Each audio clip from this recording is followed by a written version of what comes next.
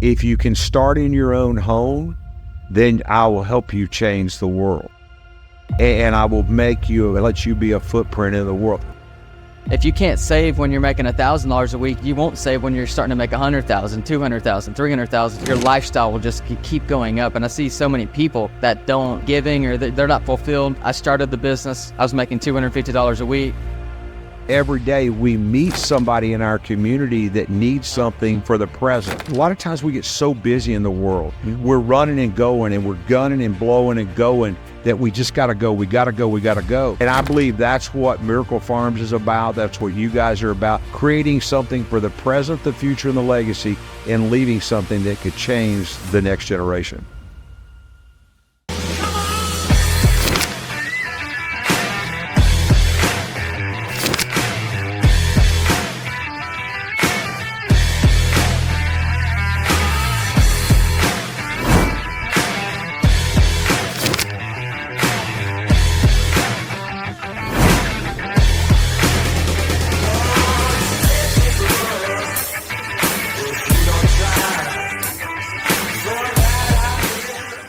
Hey guys, welcome back to the Young CEO podcast. Today I got an amazing guest. I've known this guy for a little bit over a year now, and he's done some amazing work. There's one thing in particular we're talking about today, about the foundation and the things that he really did, which really touched my heart because of giving back is a very important thing for me. So Leon, give us a little backstory of Miracle Farms, the foundation, and just a little bit of life story of where you're from and kind of what got you into what you're doing now. Oh man, thanks so much. You know, Kyler, one of the things that with Miracle Farms Foundation, we launched this in 23. We got approved with the IRS by November 21st of 2023. And our, you know, we've seen so many things going in our country. And I just said, I'm in the real estate business up North Texas, and I'm sitting there and just seeing our country help around the world like we do, but then a lot of times we forget the people that really protect our country. And so as a business owner, a dad, I've got 2 god kids that their father served our country. And, you know, what really drove me to do this is he was sharing with me, he'd come back out of Afghanistan. Here he was sitting in the middle of the desert, getting paid hazardous pay as a soldier. And then he comes back and he becomes a police officer and can't even buy food because his income that he was making as a beginning police officer wasn't even enough to pay rent and pay for food. And so when we launched Miracle Farms Foundation, we sat and we did case studies and started looking as we feel like there was 3 components that are missing in America today. Where if you're 80 years old or you're brand new coming out of high school, we don't do a good job teaching financial literacy. And number 2 is there's a lot of great charities that are feeding and doing great things in local cities, but nobody knows anything about them because typically they have only a certain amount of money. They're spending all of it, and they don't have nobody to, like you guys have done so great in telling the story on social media. They don't have anybody helping do that. So we went and put a podcast studio in our barn. We offered up to these guys to use it for basically nothing. And then we're trying to help get their story. So Miracle Farms does 3 things: financial literacy, help local charities have more money to feed with. And then our big goal is to get to where we give a house a day away to a wounded warrior. And so when we first met you and come down, I wanted to come see what you were doing. And then I'm here and I'm going, wow, you're doing that at what, 25 years old? You guys are rock stars. And so what our country needs for across the board is, where if you're 80 to you're 100, they need to know you. And so, and I feel the same way about Miracle Farms Foundation is there's so many things that we've been able to do over the years. I'm a little older, I'm 26, but we won't talk about the rest of it. But anyway, it's a situation that we bring value to the community. And our goal is to get out there and work and make changes, boots on the ground in the community. And a lot of times, if you're on our website or happen to go see our website, we have our first story already. We have a gentleman, we met him at an event, found out he was served our country. Mm-hmm. He was left on the streets of New York for 4 years as a child, homeless.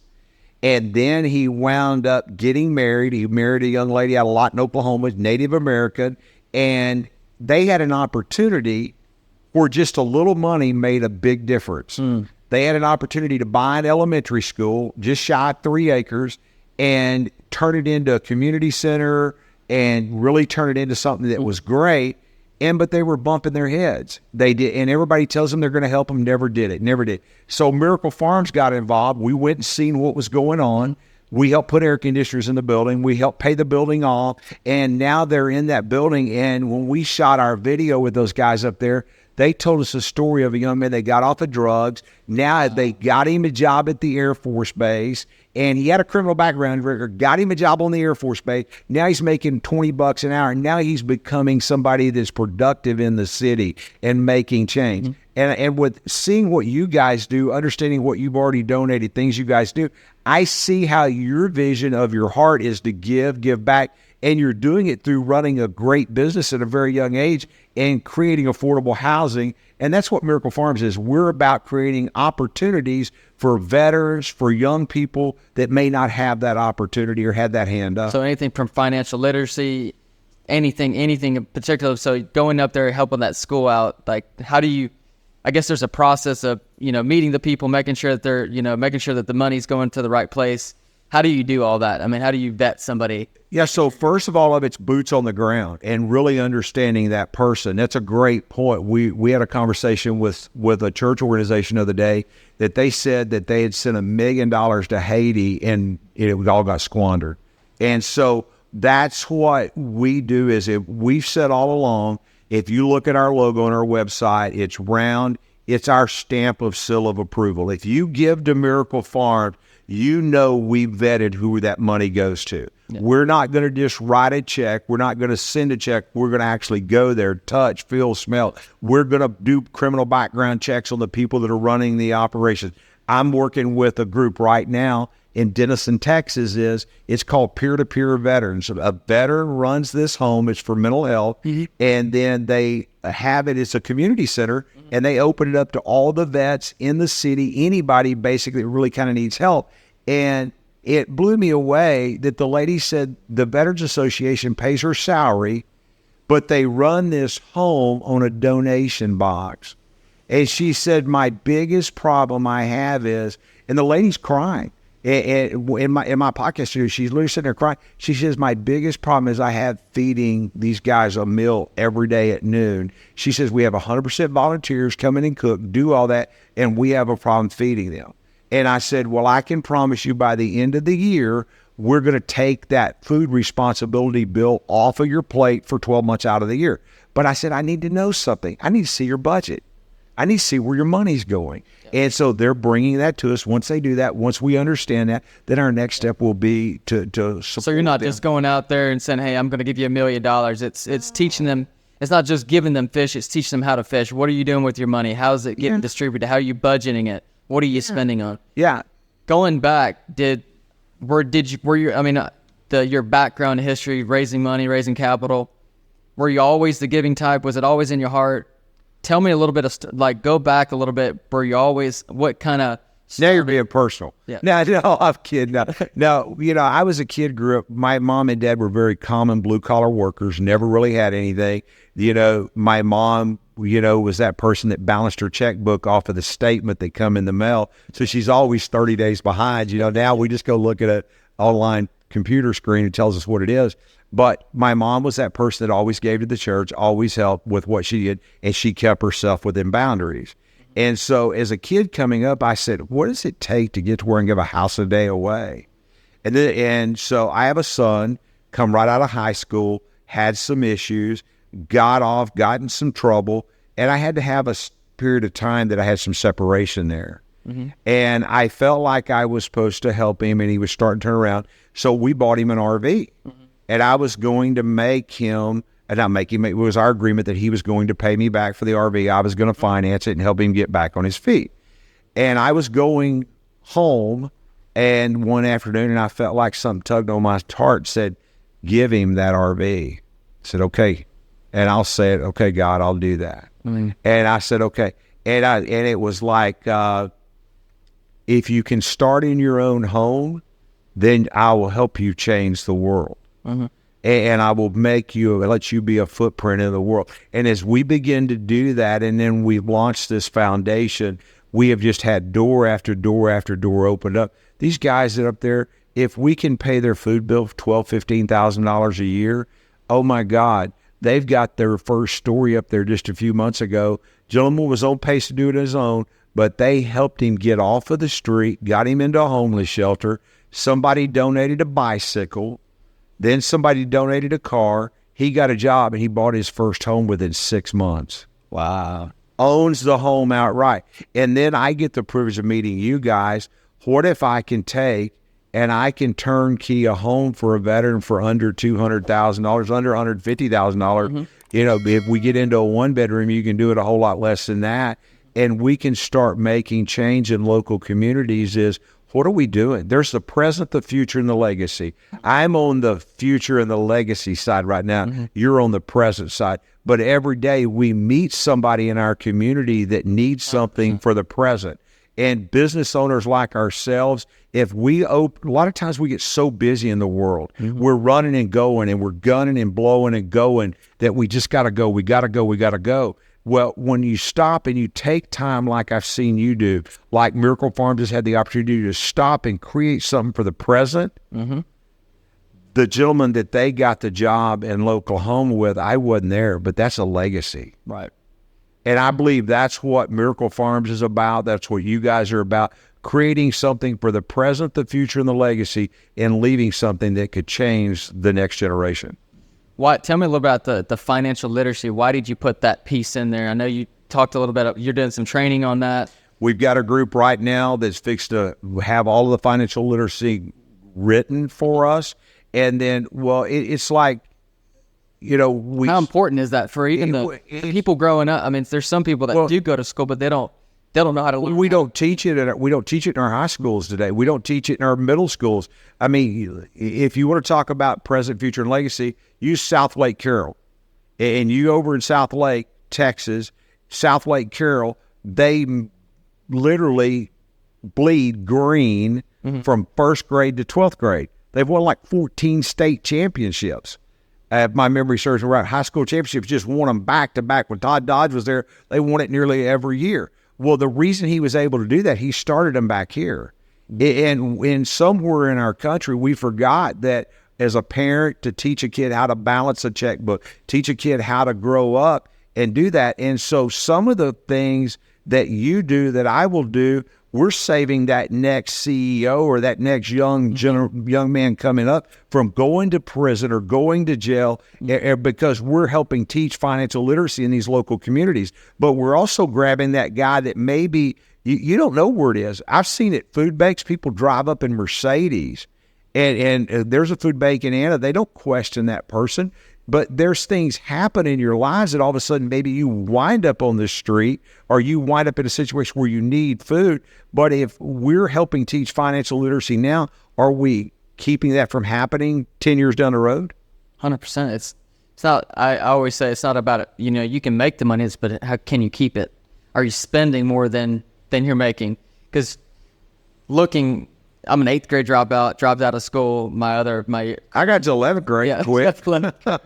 So we and I was real smart. I tell everybody I spell Leon Noel backwards, and I got to 11th grade and I quit high school. You know where I went the next day? Boy, I was real smart. I went back to work for the high school painting the building at $8 an hour. I was real smart, Should have stayed here and got that degree or at least paid attention in English. Yeah. But I think there's a separation when you say that 8th grade, you go look at your heart and you go look at your drive. And what I look at when you talk about teaching financial literacy, I heard this story that a gentleman said one time. He was a rancher.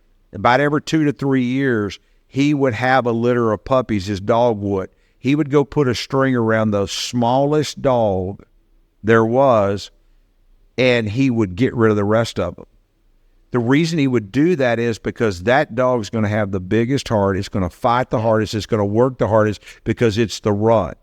I think a guy like yourself and me, when we quit high school, we always feel like we got to do something, do more. Our heart is big. And I believe our country, as younger CEOs coming up, if you can capture your heart and control it yourself. They say the hardest person to manage is yourself.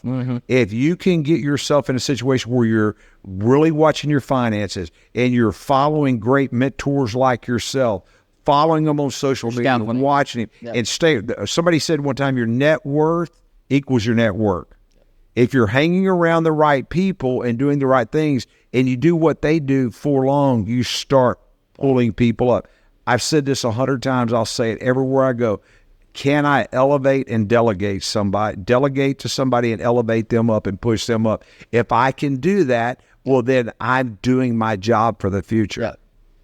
Yeah, I think it's the hunger and drive. Growing up, there was going to 8th grade, I learned a lot about. I didn't learn about the financial, how to manage your money and all that. I learned it out by networking, and I learned about people like you and people like coaches. 2020, we invested in our first coach. There was more that I learned in a year than I did in the 8-9 years that I went to school. Just learning, financial, how to read a P&L, how to do the important things. If you can't save when you're making $1,000 a week, you won't save when you're starting to make 100,000, 200,000, 300,000, because your lifestyle will just keep going up. And I see so many people that don't, they're not giving, or they're not fulfilled, because I started the business. I was making $250 a week, got the business very successful, but it wasn't giving back. And I didn't have like that fulfillment that you get when went to Mexico it was about 6 months ago now. And I got the opportunity to go to some trafficking houses and look at the women, the girls that were getting, help them and take them groceries and all that. Just doing that gives you so much more fulfillment than, you need to make the money, but have a purpose behind it. Just like Miracle Farms is now, you've learned all these financial things, but now you're wanting to give back. If I can give back to a 13-year-old, or if I can give back to a 16-year-old or a 30-year-old or a 60-year-old that has never, budgeted or knew how to manage that money. So I just got a heart for giving, and I'm at, everything that you do with Miracle Farms. I think we donated a pallet of food. A pallet of food. We've got a program that we run every month called Pack the Big Rig. And that's giving a semi-trailer load of food away in local cities and working. And, there's so much that you're going to find through the financial literacy training we have. A lot of times, maybe somebody sees this and you don't realize you have a business and you're older that happens to run across this. Hey, and if you're selling your business, before you do some of those things, there's tax things that you can structure, things that you can do that literally put you in a situation that would save you hundreds of thousands of dollars in taxes. Reach out to us. These guys are. How does someone that's watching this, if it's a young CEO, young business owner, or a business owner that's watching this, how do they reach out to Miracle Farms or the foundation, and how do they give or anything like that? So our website is helpbeamiracle.com. You guys will put it up on We'll tag it on the podcast. Yeah, tag it on the podcast there. In our website, my personal information's there. I've had the same number for 30 years. You can reach out to me, and I'll be glad to take your call, help in any way we can. Our goal is literally exactly what you're saying is, how do I help? You talk about giving forward.